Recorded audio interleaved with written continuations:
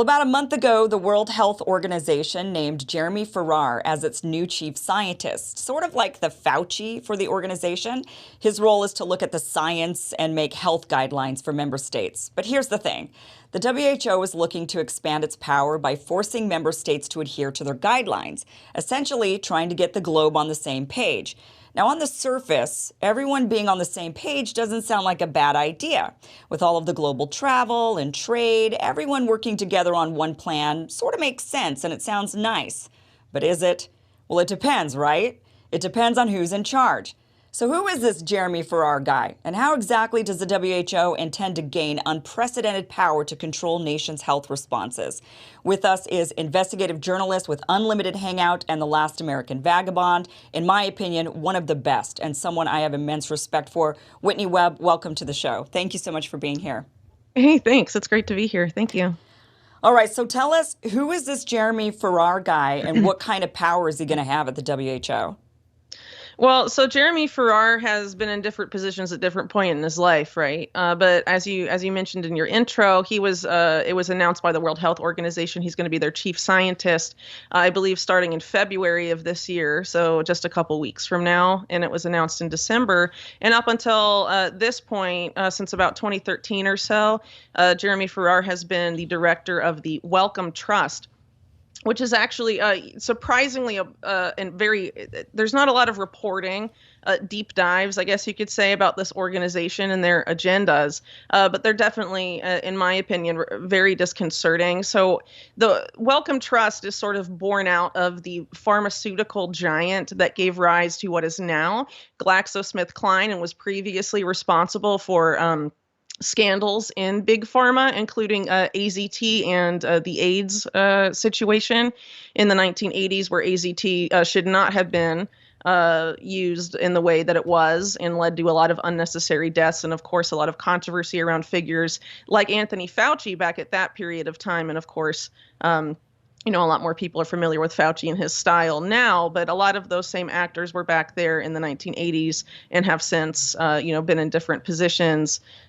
since then. So the Wellcome Trust is intimately linked and has been for a very long time with Big Pharma, particularly in the United Kingdom. And it's the biggest funder of medical research in the UK and one of the biggest ones in the world. I would say, they're up there with the Bill and Melinda Gates Foundation in terms of their influence, but the Wellcome Trust isn't nearly as notorious as, Bill Gates is in terms of his influence over public health policy. But and I think people have sort of ignored the Wellcome Trust to our detriment, especially when we're looking at how if these new what is essentially a power grab by the World Health Organization, if that gets put into force, then Jeremy Farrar will have essentially total authority to impose upon member states of the World Health Organization what medical responses they would have to implement in the event of another a pandemic or, something of international concern declared by the WHO, which they could do essentially unilaterally if this gets pushed through. And what is particularly concerning to me about Jeremy Farrar is what he views as innovation. So we recently heard at the World Economic Forum, which Farrar collaborates with closely. You had Tony Blair saying there's going to be a whole new generation of vaccines and injectables and talked about the ongoing need for vaccine passports. Well, Jeremy Farrar has very much been at the forefront of pushing the envelope of what vaccines should be, especially when it comes to things that were previously considered gene therapies. And you see a lot of his, I guess you could say, opinions about what constitutes scientific or medical innovation by looking at an organization called Wellcome Leap, which was his response to the COVID-19 situation, was to have the Wellcome Trust create an sort of an offshoot called Wellcome Leap, which was described as basically being a global health equivalent of DARPA, the Pentagon's research arm for global health policy. And he actually put in charge of that organization Regina Dugan, a former DARPA director who previously went on to make DARPA equivalents for Facebook and Google that were almost entirely focused on transhumanist endeavors. And Wellcome Leap is really no different. And so essentially what we're seeing here, I would argue, with Farrar is a recipe for disaster when it comes to imposing experimental medical technology on the population during public health crises. This is a guy who was very much invested in this stuff. And if you look at his history, it's also very much intimately linked to power grabs by the World Health Organization in the past. So, for example, his role with avian flu, the bird flu scare of 2004, 2005, which was parroted by the George W. Bush administration. That essentially brought into existence the international health regulations of the WHO in 2005, and is the exact same vehicle through which they're attempting to execute this power grab by amending those regulations. And he was, in terms of the types of pandemic response policies he supports, it's lockdowns, masks, essentially all of that stuff. And he was really the architect of a lot of that, specifically for the World Health Organization during COVID-19, and has consistently supported policies that really ultimately have little to do with public health. We actually Sorry have a if that was clip of kind of him. a long No, it's great. We answer. have a clip of him at the World Economic Forum in Davos just recently, kind of giving his vision of how we would handle future respiratory viruses, known and unknown. Here's that clip. COVID is not the only pandemic going on. TB is a pandemic. And I've argued very strongly against us setting up new vertical systems to deal with future pandemics. I would much rather we built the surveillance systems into horizontal ways of working, so that if you went in with your cough, whether it would be tuberculosis or whether it would be COVID or whether it be influenza or any of the other respiratory infections, that could be picked up in a horizontal system that's integrated into health systems in a strong way, and then that will be dealt with in the appropriate way. COVID is not the only pandemic going on. So what do you think? I mean, this guy, talking about these, you come in with a cough and then they could just deal with you. There's like this surveillance system, essentially. He seems to be very big into the surveillance. And so a few questions for you from your research. Going back to the Wellcome, is it Wellcome organization or Wellcome company or what is it? The Wellcome Trust. The Wellcome Trust. Okay. So the Wellcome Trust, are they any way connected to the Bill and Melinda Gates Foundation? Are they funded by them at all? Because you know how they fund like Gavi, for example. We know that they give a lot of funding to the WHO. They give a lot of funding to Gavi. Gavi gives a lot of funding to the WHO. So essentially, the Bill and Melinda Gates Foundation is like the largest private funder of the WHO when you look at all of the organizations, through directly or proxy. Are they at all connected to the Wellcome Trust? As far as I can tell, there's no direct. I haven't seen Wellcome Trust itself be a funder of the World Health Organization, but they do co-fund a lot of stuff with the Bill and Melinda Gates Foundation as it relates to birth control in Africa. But also in the UK itself, the Wellcome Trust is the most influential organization on health policy, even more influential than the UK government in funding medical research and setting health policy. And the UK government is one of the main funders of the World Health Organization. Right. Okay. So they're not directly. So it's they're all kind of in a club, but not those two are not necessarily connected through funding. Right. But I would say that the Bill and Melinda Gates Foundation and a lot of these other organizations, including the Wellcome Trust, are very much pushing an agenda that I would argue is sort of the fusion of big pharma and big tech.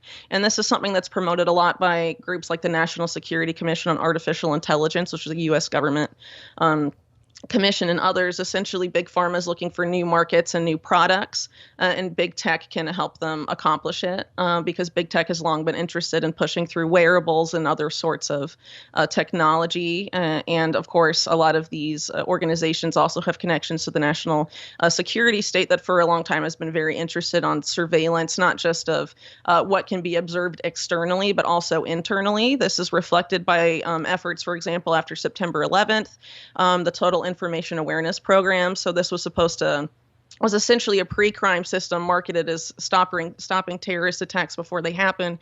But they had programs like their biosurveillance program, which was aimed at trying to predict pandemics before they happen, whether as a result of bioterrorism or naturally occurring. And this was going to be, this program as designed was to surveil all aspects of, as invasive as you can really imagine it. And this was, talking about technology as it was back in 2002, 2003. This is a really long-standing agenda. And even at organizations like the World Economic Forum, you have people who are rather influential there, at least ideologically, like Yuval Noah Harari essentially saying that there is a major desire by states to get invasive surveillance into people. And the only really way I think we've seen that be marketed thus far in the public sphere is through the healthcare sector. And if you look at a lot of these big tech, big pharma team ups, there's a lot of power and a lot of influence there. So, for example, the current FDA commissioner, Robert Califf, is a former executive for Google Health, and was at the forefront of developing a lot of those joint partnerships with big tech, including Galvani Bioelectronics, which also, until I think relatively recently, included the head of Operation Warp Speed, Moncef Slaoui, on its board, and also one of the top executives at Welcome Leap is also on Galvani Bioelectronics. And this is Google and GlaxoSmithKline essentially teaming up to develop what they call nanoelectronic medicine that can manipulate and alter the function of the central nervous system, which is pretty significant when you consider that other technology is in development. For example, brain-machine interfaces, Neuralink, Elon Musk company, and things like this. Big Pharma is attempting to get in on the same market, but unfortunately, when you're looking at Jeremy Farrar in the World Health Organization, Jeremy Farrar through Welcome Leap and other initiatives has made it very clear that he sees this as the future of medical technology. And now we have someone at the Science Division of the who is likely to have the power to declare essentially unilaterally what countermeasures are needed to respond to a global health emergency, whatever that is. And Farrar has made it pretty clear. Oh, sorry. Right. I mean, but one of the discussions, obviously, when Trump was president, for example, was like getting out of the WHO, not being a member state. So that would protect the United States apparently from being under the control of the WHO to some degree. I mean, we know that there's a lot of sanctions and ways that we coerce countries, that we do it, and the Western elites do it, where they're coercing countries not just with health but also with environment and climate and other things. But so I mean, with the WHO, talk to us about them wanting to amend the international health regulations in order to gain this control, this power grab that they're attempting. So first off, I just want to say that I think, we can say it's the WHO making this power grab, but ultimately the World Health Organization over the past several decades has undergone a lot of changes where it has come to champion the interest of big pharma and essentially billionaire, quote unquote, philanthropists like Bill Gates, and not public health like it was designed to do. So I just want to say that in that sense, it's these actors that now exert principal influence over the WHO that are essentially, in my opinion, executing this power grab more than the WHO itself. But there's several different changes to the regulations. As I mentioned earlier, it would allow the Director General of the World Health Organization to unilaterally declare, a pandemic or other emergency of international concern. And by declaring that, that would trigger essentially, the same types of responses that we saw in March 2020, but to a more significant degree in the sense that it would also amend these amendments would also essentially force member states to agree to impose whatever the WHO decides is the correct, response to that policy response to that emergency it declares. So in terms of, with COVID-19, it was, okay, the WHO's declared this pandemic, and then countries went from there to essentially decide sovereignly what to impose on their population as a result of their concern. And of course, a lot of that policy was influenced by groups affiliated with the WHO, or this network of public-private partnerships that includes the World Economic Forum and groups like that. So, that's probably why we saw a lot of policies being similar over the past 3 years, was most likely for that reason. But in this case, it would be uniform implementation of those measures globally, at least among WHO member states, because they would be relegating their sovereignty over those issues to the World Health Organization, and specifically the Science Division that's to be led by Farrar. Right. But we don't have to be in it. I mean, that's kind of one of the things that a lot of people have been raising awareness about, these new amendments that they're trying to make. Right. So we could leave, and then we could just say we're not going to do it.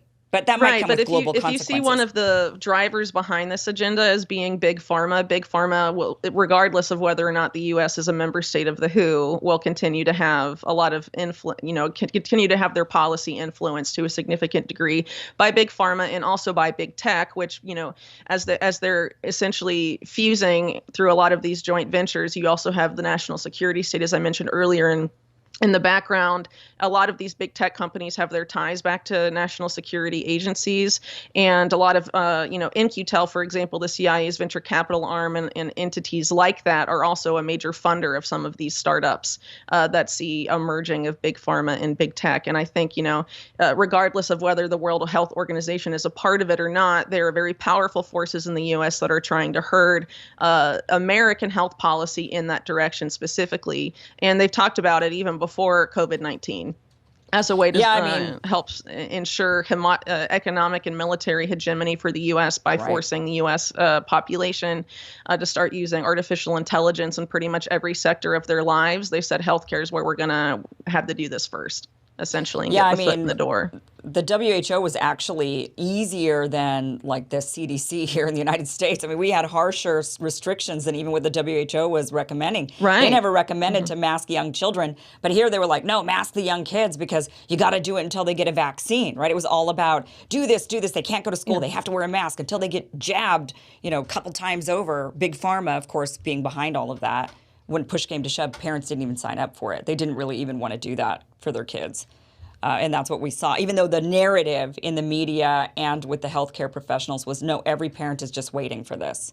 Right. Sure. And I think at least that lax attitude in comparison to what you just mentioned at the World Health Organization is due to change under Farrar, because ultimately what I mentioned earlier with Welcome Leap and this DARPA connection, that particular organization, at least 2 of their research programs, I think there's like 6 or 7 in total, are focused either on in utero fetuses or on children as young as 3 months of age up to 3 years. The goal of that particular program is to map an infant's brain, create what they call an in silico model of a developing child's brain, and then develop what they refer to as interventions to ensure that essentially all children are, cognitively homogenous, which is a very... it just sounds like mad scientist stuff. And per Welcome Leap, which again is an organization with a lot of influence, they're hoping to have 80% of kids subjected to that by 2030. And so with Jeremy Farrar as chief scientist of the WHO, if he's willing to sign off on a program like that with that kind of insane ambitions and having kids forced to wear brain mapping wearables and eye tracking technology from 3 months of age to 3 years so they can develop the perfect child brain model and then make all children fit that model they decide is scientifically perfect or whatever, again, with the help of AI algorithms. It's just like something out of Aldous Huxley's Brave New World. But then again, the Wellcome Trust has a lot of ties back to Aldous Huxley's brother, oddly enough, who was president of the British Eugenics Society, which later in the 1980s became the Galton Institute, which continues to intersect quite heavily with the Wellcome Trust. And actually, that British Eugenics Society archive is kept by the Wellcome Trust today. So they've had kind of an outsized interest in a lot of this stuff. And again, Julian Huxley is the person that coined the term transhumanism actually in 1957, I believe, talking about how it would be the new phase of eugenics, essentially, would come to be the merging of man with machine.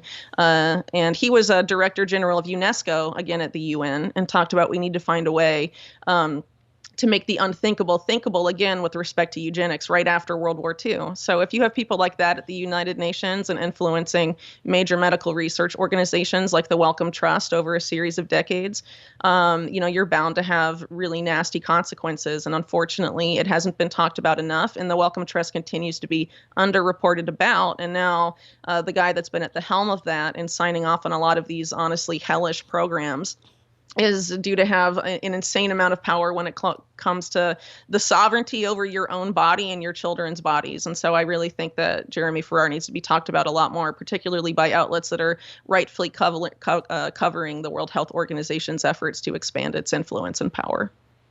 And it all just sounds beyond dystopia. It sounds unbelievable, right? People listen to that and they say, well, there's no way I'm going to allow that to happen. There's no way. But I think what is important for people to understand is they incrementally push us in this direction using fear. They'll be like, oh, well, you don't want this to happen to your child, do you? You don't want your child to have some debilitating long-term disease or genetic disorder. And so we can prevent all of this. And they scare us into these places that we normally would never have gone. I mean, I never thought America would ever go for mandates, for vaccine mandates. I just never thought passports and mandates would be on the table. But with the pandemic, they were able to frighten people to the point where fear took over their brains, fear took over logic, and they just went with, even when it just absolutely countered the science. So it is really scary to hear you talk about all this and these people that are in charge. And a lot of people, I think, would listen to this and say, oh, but that's just not really going to happen. No one's going to let that happen. But actually, people would let that happen. People have let that happen in the past, and we're just human, just like everybody else was. We're no different. Yeah, no, I definitely agree about fear being the main way they get the population to agree to this stuff. But again, it's very incremental.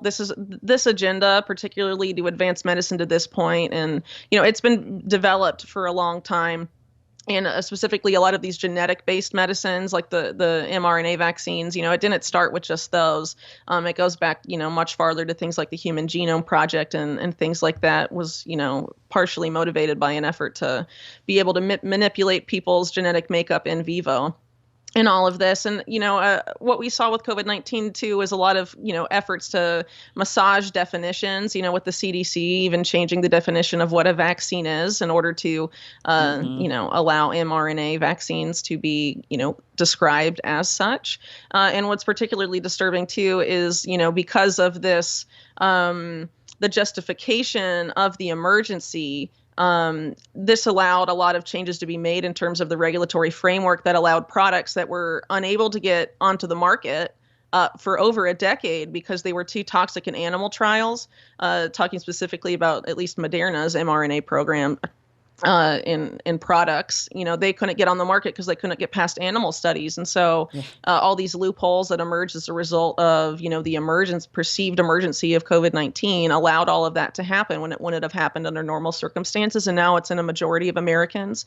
This is really unprecedented stuff. And I think, unfortunately, it's likely to continue, at least on the part of the FDA, were this to repeat itself again. And as I mentioned earlier, the head of the FDA right now is Robert Califf, who is a Google Health guy through and through, and very interested at the intersection of AI, big data, your health, gene therapies, all of this stuff. And someone who's a big advocate of that is more likely to approve it than someone that isn't, right? And I think at the same time, there's this effort to also, that we're going to see more of, to market wearables as necessary for healthcare. And I think people really need to look out for that in particular, because, you're having, Amazon already has one that can detect your emotional state. Decide if diagnose you essentially with depression based on how your mood sounds throughout the day. This is like an unprecedented ability for big tech companies in bed with the worst parts of our government to surveil very intimate parts of our lives. And as I mentioned earlier, Yuval Noah Harari talking at the World Economic Forum about these types of technology, he essentially says that it will be used to wipe out dissent, because even if you outwardly act like you agree with leadership and are supportive of certain agendas and policies, but you're internally not, the government will know. Ugh. And you'll be in the gulag the next morning. That's his interpretation of that stuff. And it's just totally insane. So, again, not enough people are talking about where this technology is going. And there can be a case made that some of this futuristic stuff could be helpful to certain people with certain conditions. But in the hands of the people that are controlling global health policy right now, it's madness. Well, you were certainly talking about it. Really appreciate that, as well as I know, on the Last American Vagabond, you guys do really great work there, and at Unlimited Hangout. So, Whitney, thank you for being here, and thanks for bringing our attention to Jeremy Farrar, putting him on our radar so that we can start following the guy. Because I know that from now on, I'll be looking and seeing what is this guy saying and what is he doing and what kind of decisions is he making over there at the WHO. So, Whitney, thank you so much for joining us. Thanks. My pleasure.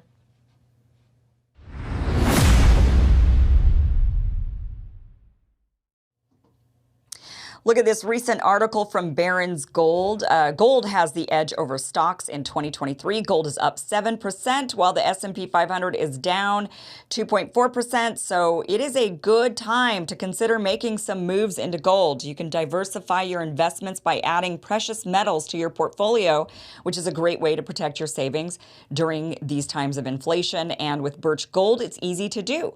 They have almost 20 years of experience in converting traditional IRAs and 401ks into precious metals IRAs, which is a tax-sheltered way to invest in gold and silver. Plus, Birch Gold has an A+ rating from the Better Business Bureau, thousands of satisfied customers, and positive reviews. They're a reputable choice for anyone looking to invest in gold. So request a free information kit from Birch Gold by visiting birchgold.com/Kim. All right, this show is now going Rumble exclusive. So coming up, a new Rasmussen poll had some pretty astonishing results when asking people about jab side effects. So you may be surprised. You also won't. You definitely won't want to miss that. Also, if you thought Republicans would be level-headed, unlike Democrats who seem to want to bait us into a nuclear war, well, think again. Not learning a single thing from Nancy Pelosi's inflammatory visit to Taiwan, you won't believe what Kevin McCarthy is about to do. That's all coming